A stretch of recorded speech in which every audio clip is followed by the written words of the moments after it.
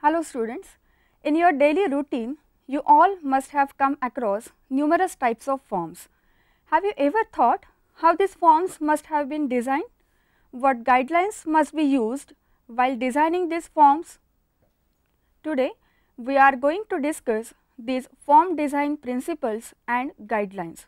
From the past decade, the amount of office paperwork and the number of clerical workers have increased far more.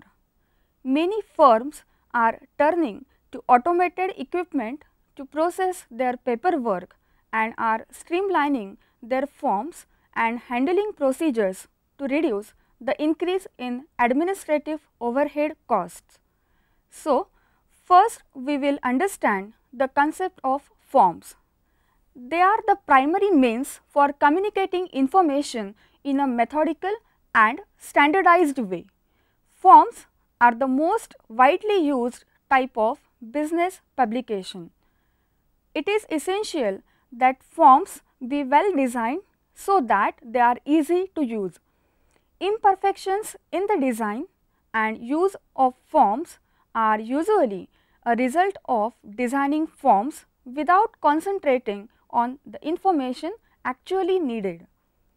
Forms are usually easier to prepare than reports, letters, or almost any other format used for the transfer of information. Even though a small amount of time is required to fill out a single form, a lot of time is wasted when many people use redundant and inappropriate forms. The uncontrolled use of forms is expensive in terms of inefficiency as well as actual cost. Now, let us understand form designing concepts. Basically, form design is concerned with the size of a form, the content, the color, the number of copies of each form and the thickness and quality of paper used. A poorly designed form cannot be completed easily, especially by those who are not familiar with such forms. Further, a poorly designed form may be responsible for recording inaccurate data. Therefore, in some of the large sized offices, the services of experts are utilized for a good design of a form. So, form designing should be done carefully. While designing forms, following things should be considered. First one is primary purpose of each form. Before proceeding to actual form design, one must think of the primary purpose of each form. We must also take into consideration for which department or work unit we are going to design the form, frequency of use of each form, number of copies of a multiple copy form set, routing of each copy of a form set as well as final disposition of each copy of a multiple copy form set. We should also take into consideration the primary method of entering data on each of the forms as well as relationship among various forms. So, let us take an example to understand it in an effective way. You must be familiar with the admission process. There you will find a form that is to be filled by all the students. Once you fill this form, you need to pay the fees at the cash counter. At the counter there must be a form which a cashier fills in all the payment details and then the student gets the receipt. So, here we can find three different forms: admission form, payment details form and the payment receipt form. While designing these forms, one must consider the primary purpose of each form. Then we should consider the frequency of use of each of these forms as well as the number of copies that need to be maintained for each of these forms. An effective form design serves the purpose: facilitate collection and use of data.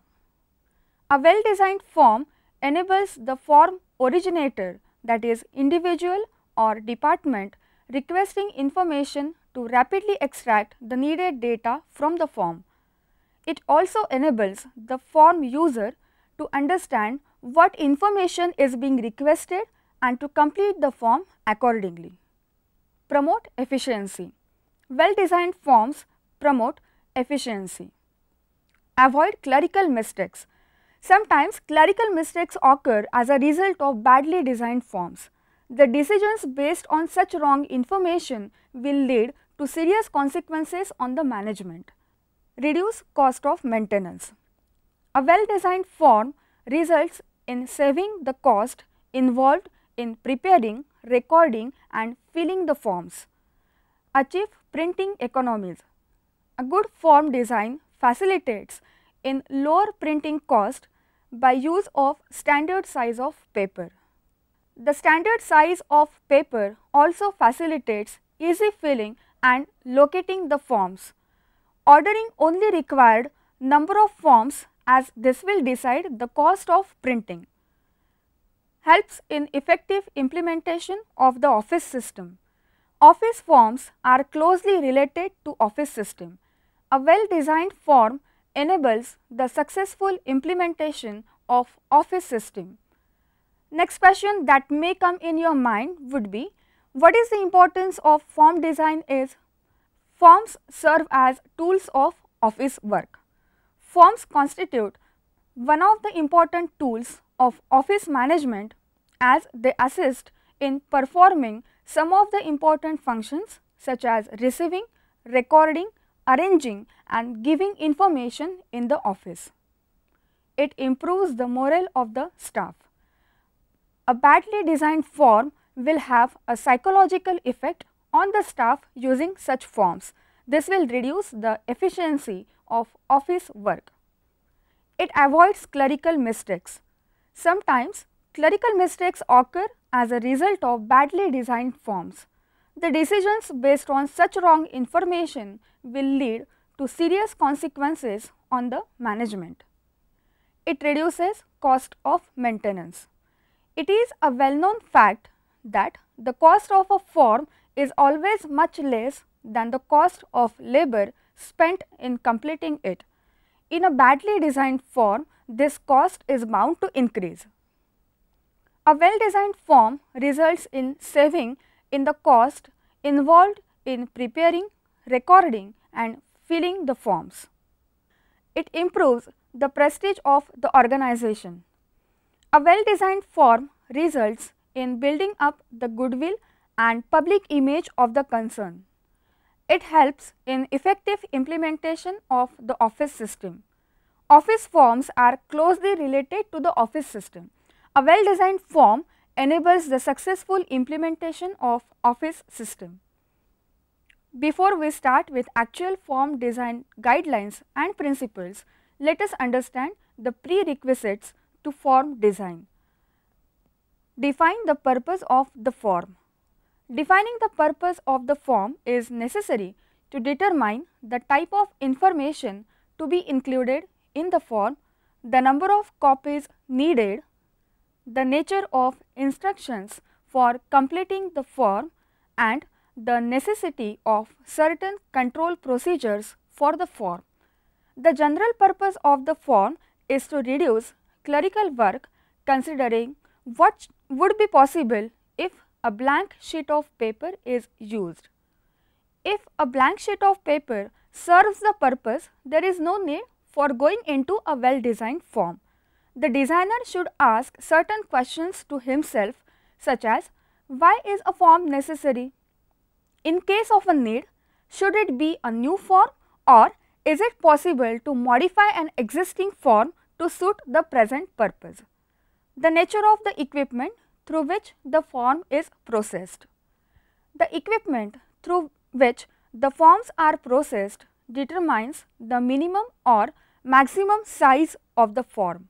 Similarly, while getting the forms printed, necessary instructions must be given to the printer to allow sufficient space in filling up the relevant particulars. Sometimes certain equipment determines whether automatic feeding of the form is possible, while certain other equipment determines the type of paper to be used on which forms are printed. The relationship between the form being developed and any other previously developed forms. If the newly developed form has any relationship with an earlier form, care must be taken to maintain consistency between the two. When the information is to be transferred from one form to another, the sequence of items should be identical. The period for which forms must be preserved. If the forms are to be preserved for a longer duration to meet statutory requirements, the quality of paper must be superior. This is so because the paper on which the form is printed must be of sufficient durability to withstand time element. Now, we will see some of the form design elements which need to be considered for effective designing of office forms. Okay? Then let us start with adequate identification.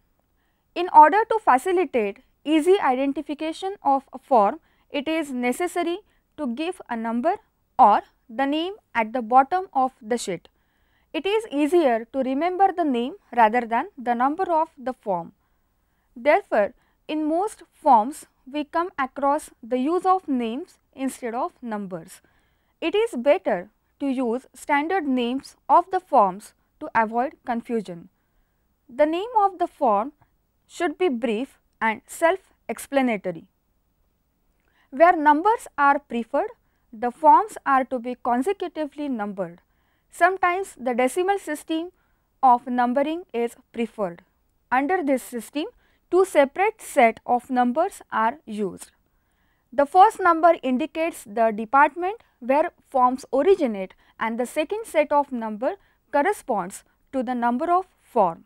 For example, the use of the number 1:10 would indicate form number 10 in department 1. Alignment of items.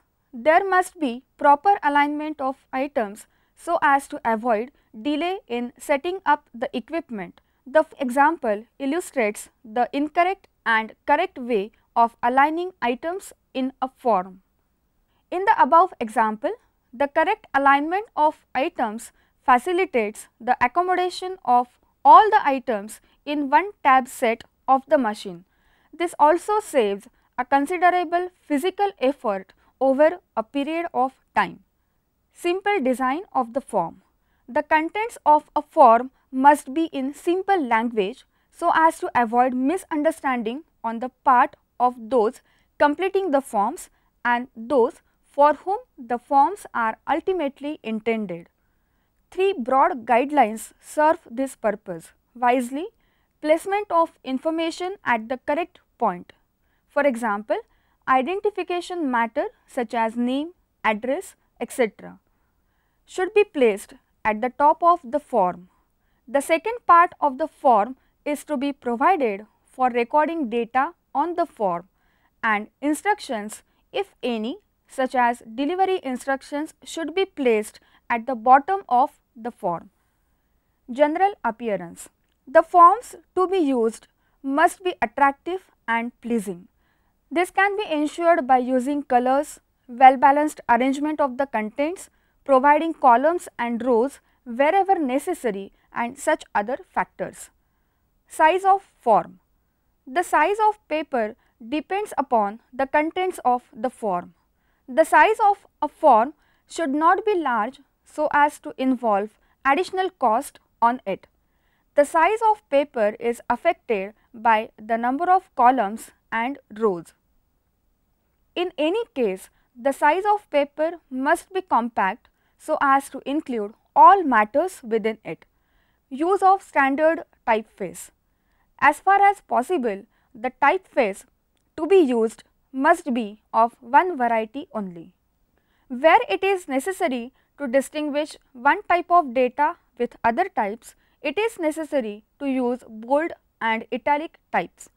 Sequence.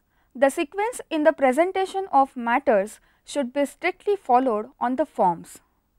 The arrangement can be made either vertically or horizontally. Wherever related items are involved, they must be grouped and presented as it enables maintaining proper order of the contents. Filing.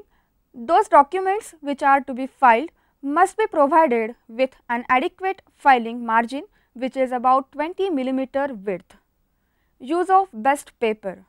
The quality of the paper used for printing office forms helps in two ways: wisely in preserving the forms for a longer period of time and in easy handling of forms. The paper to be used in printing office forms possesses three qualities: wisely, weight, grade and grain. The weight of the paper on which forms are printed is important as it determines the durability of the form. The grade of the paper refers to the quality of the paper. A good quality paper retains the impression for a long time. The grain of paper refers to the fibers contained in the paper. When the forms are to be fed into machines, the direction of fibers determines how well the paper can be fed through various types of equipment. Window envelopes. Where the forms are to be enclosed in window envelopes, the address must be typed on a suitable place with adequate size. Provision of perforation, punching and scoring. When any portion of the forms is to be detached, it requires perforations which can be in the form of small holes or indicated by a series of small dashes. Punching of forms becomes necessary for filing purposes, which can be done through the printer by issuing necessary instructions. Scoring refers to the use of line on a form which serves as the basis for folding the forms. This can be arranged for at the time of printing the forms. Distinguishing lines. Where the number of lines are many on the forms, as in the case of invoice, it is desirable to distinguish one set of lines with others, preferably by drawing a thick line or drawing double lines. This avoids confusion among different lines. Adequate identification. Name of the form should be included. If the form is the external one, name and address of the organization should also be included. Alignment of items. If we are designing online forms, items should be aligned in such a way that only a minimum number of tabs have to be set. Type of carbon. Frequency of use of the form, number of copies of the form that must be made, confidentiality of the form. Method for entering data on the form, equipment used in processing the form. Data entry method. Data entry method is very important while deciding on the spacing and designing of the form. Different design features should be used when the primary data entry method is handwriting than when the form is filled by using equipment. Shading. Areas of the form can be shaded for the purpose of emphasis.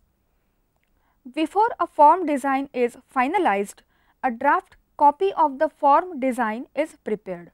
This is done on the basis of the factors discussed above. A paper of standard size is used for this purpose. The ruling can be of rough sketch. The particulars are typewritten at appropriate place on the form.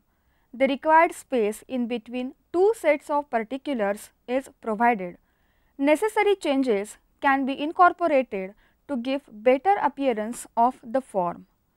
This process will save considerable amount of space, time, money and efforts.